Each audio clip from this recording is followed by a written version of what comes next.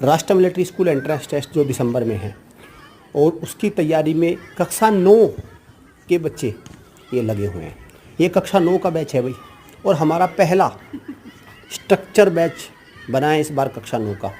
कक्षा 6 का तो आप देखते हैं कि हमारे हर बार अच्छा रिजल्ट आता है, अच्छे सिलेक्शंस आते हैं 2-3 साल से, लेकिन क्लास 9th में पहली बार हमारे पास जो स्ट्रेंथ बनी है वो 25 स्टूडेंट्स की बनी है अराउंड। अभी तो 22 है, तो कुछ एडमिशन और होके 25-30 के करीब बनेगी। और बहुत ज़्यादा कंपटीशन होता है क्लास 9 में, तो वहाँ पे और भी ज़्यादा बच्चों को तैयार कराना होता है।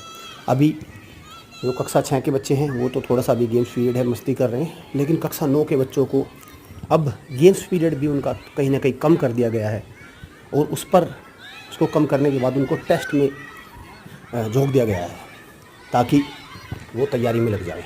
अभी अंग्रेजी का टेस्ट हो रहा है इनका, क्योंकि सारे विषय आते हैं, अंग्रेजी आती है, मैथ्स आता है, साइंस आता है, सोशल साइंस आता है, हिंदी भी आता है, तो उस तरह से अब इनको प्रैक्टिस कराई जा रही है और बहुत बेहतरीन रिजल्ट इस बार आएगा कक्षा 9 में भी, जैसे कक्षा 6 का आता है हमारा।